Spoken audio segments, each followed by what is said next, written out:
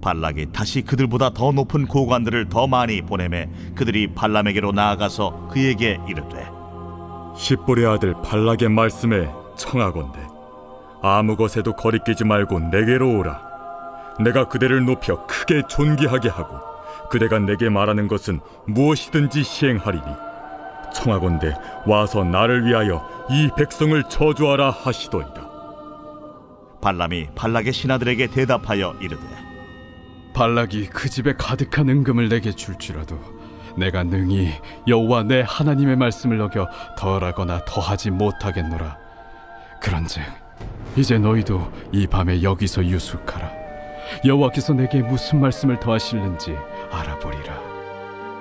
밤에 하나님이 발람에게 임하여 이르시되 그 사람들이 너를 부르러 왔거든 일어나 함께 가라. 그러나 내가 네게 이르는 말만 준행할지니라. 발람이 아침에 일어나서 자기 나귀의 안장을 지우고 모압 고관들과 함께 가니 그가 감으로 말미암아 하나님이 진노하심으로 여호와의 사자가 그를 막으려고 길에 서니라. 발람은 자기 나귀를 탔고 그의 두 종은 그와 함께 있더니 나귀가 여호와의 사자가 칼을 빼어 손에 들고 길에 선 것을 보고 길에서 벗어나 밭으로 들어간지라. 발람이 나귀를 길로 돌이키려고 채찍질하니 여호와의 사자는 포도원 사이 좁은 길에 섰고 좌우에는 담이 있더라. 나귀가 여호와의 사자를 보고 몸을 담에 대고 발람의 발을 그 담에 짓누름에 발람이 다시 채찍질하니 여호와의 사자가 더 나아가서 좌우로 피할 데 없는 좁은 곳에 선지라. 나귀가 여호와의 사자를 보고 발람 밑에 엎드리니 발람이 노하여 자기 지팡이로 나귀를 때리는지라. 여호와께서 나귀 입을 여시니 발람에게 이르되 내가 당신에게 무엇을 하였기에 나를 이같이 3번을 때리느냐? 발람이 나귀에게 말하되 내가 나를 거역하기 때문이니 내 손에 칼이 있었다면 곧 너를 죽였으리라. 나귀가 발람에게 이르되 나는 당신이 오늘까지 당신의 일생 동안 탄 나귀가 아니냐? 내가 언제 당신에게 이같이 하는 버릇이 있었더냐? 없었느니라. 그때에 오늘 말씀은 욕심에 끌리는 걸음 막으시는 하나님이라는 제목으로 말씀을 전하겠습니다. 오늘 본문의 말씀은 어제에 이어서 이제 모압 지방을 다스리고 있는 발람이라고 하는 사람이 이제 발람이라고 하는 점쟁이에게 사람을 보내어서 이스라엘 백성을 저주하게 합니다. 그런데 처음에는 거부했다가 또 더 높은 고관들과 수많은 이렇게 은금 보물을 보냅니다. 그래서 그가 말로는 안 가겠다, 안 된다 이러면서 몸은 떠나갑니다. 그런 가운데서 이제 가는 와중에 나귀가 계속 가던 길을 순종하지 않고 이렇게 멈칫멈칫하다가 결국은 이 나귀가 이 발람의 다리를 벽에다가 들이받는 그런 사건들이 벌어지게 됩니다. 그런 상황에서 이제 이 나귀를 때리고 나귀가 말하게 되는 기이한 현상들이 나타나게 됨을 오늘 본문에서는 말씀하고 있습니다. 오늘 본문에서는 하나님의 말씀을 듣고 아는데도 계속 그 길을 가는 이 발람의 모습을 우리가 볼 수 있습니다. 사실 이 모습이 우리의 모습과도 그리 별반 다르지 않습니다. 우리가 분명히 옳은 길, 가지 않아야 될 길을 압니다. 그런데도 우리의 성향이 좋아해서 아니 하나님이 그렇게 말씀하셨어도 혹시 그럴지 아닐지도 모르지 그러고 계속 그 길을 가는 모습이 우리의 모습과 너무 다 같다라고 말할 수 있는 것입니다. 그래서 오늘 우리가 다시 한번 기억해야 될 필요가 있습니다. 하나님의 말씀이 노라고 하며 분명히 알고 거기에 멈춰서야 됩니다. 그런데 우리의 본성이 자꾸만 그렇게 된다는 것이 우리의 연약함이어서 매일 우리가 성령님의 도우심을 통해서 말씀이 세워지면 주님 내가 결단하게 하십시오. 이런 고백이 우리에게 있어야 함을 본문을 통해서는 배울 수 있습니다. 그러면서 이제 그가 가는데 여호와의 사자가 이 나귀의 발걸음을 막습니다. 그런데 일반적으로 나귀에 대해서 좀 잘 이해할 필요가 있습니다. 뭐 당나귀나 나귀 다 같은 말이겠는데요. 이들은 순종합니다. 그리고 뭐 이렇게 막 뛰어가고 이런 것도 아니더라고요. 제가 뭐 이렇게 외국에 있으면서 나귀를 보았더니 그냥 짐을 싣고 그냥 가라고 하면 말없이 가는 동물이 나귀입니다. 그런데 이 나귀가 평소와 다른 행동을 했다면 한 번쯤은 생각해 보아야 될 것입니다. 그런데도 불구하고 이 발람은 오히려 나귀를 때리고 이랬던 모습이죠. 그런데 나귀가, 여러분 동물이 어떻게 말을 하겠습니까?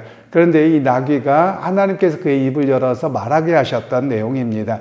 그러면서 내가 당신을 오랫동안 섬겼는데도 불구하고 어떻게 내가 이런 적이 있느냐라고 합니다. 그러면서 내일 본문에는 이제 이 발람의 눈을 밝혀서 여호와의 사자를 보게 하는 그런 장면이 나옵니다만, 오늘 본문에서는 이제 이 발람이 얼마나 무지한가, 오히려 자기가 부리는 말 못하는 나귀보다도 더 무지하고 더 깨닫지 못하는 모습이다라는 것을 우리에게 말씀하고 있습니다.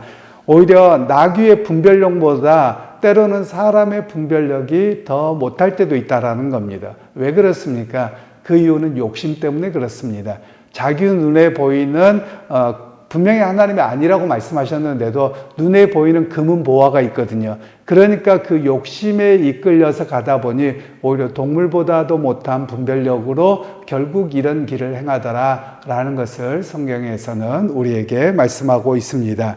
그래서 오늘 우리에게도 마찬가지입니다. 우리가 믿음 생활하면서 여호와 하나님께서 길을 막으시는 것을 깨달을 줄 알아야 됩니다.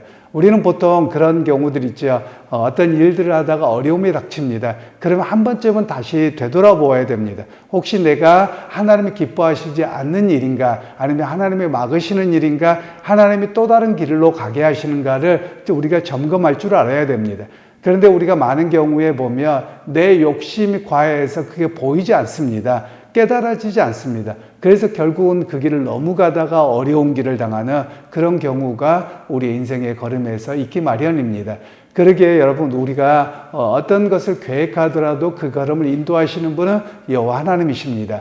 그러기에 우리가 어떤 걸음을 가고 계획을 하더라도 막히면 한 번쯤 다시 한번 백지에서 생각할 필요가 있습니다. 혹시 내가 이것이 내 욕심이 과해서 그런 것인지, 아니면 하나님께서 그 길을 허락하시지 아니한데 내가 너무 무리하게 가는 것은 아닌지 한 번쯤은 다시 되돌아보고, 또 그 가운데서 하나님 앞에 기도해서 아니라고 하면 어느 정도 길을 왔다고 하더라도 멈출 줄 알아야 됩니다.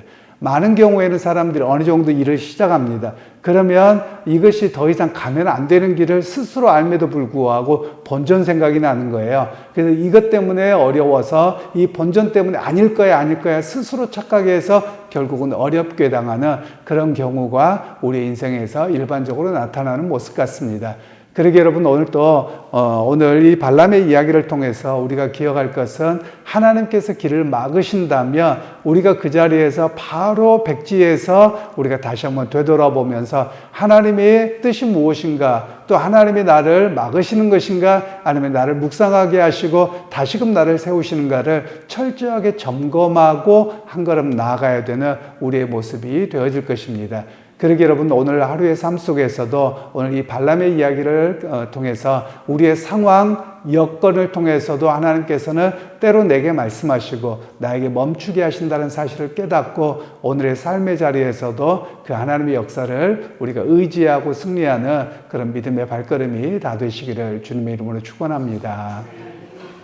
하나님, 오늘 또 발람이 하나님의 말씀을 들었음에도 자기의 욕심이 더 눈앞을 가려서 그 길을 가다가 결국 어려움을 만났음을 봅니다. 하나님, 오늘 우리도 이 발람과 같은 어리석은 자가 되지 않게 하시고 진정한 분별력을 갖게 하셔서 하나님이 막으실 때 멈출 줄 알고, 또 하나님이 이끌어 가실 때 그 길을 전진하게 되는 그런 참 믿음의 사람들이 되게 하옵소서. 예수님의 이름으로 기도하옵나이다. 아멘.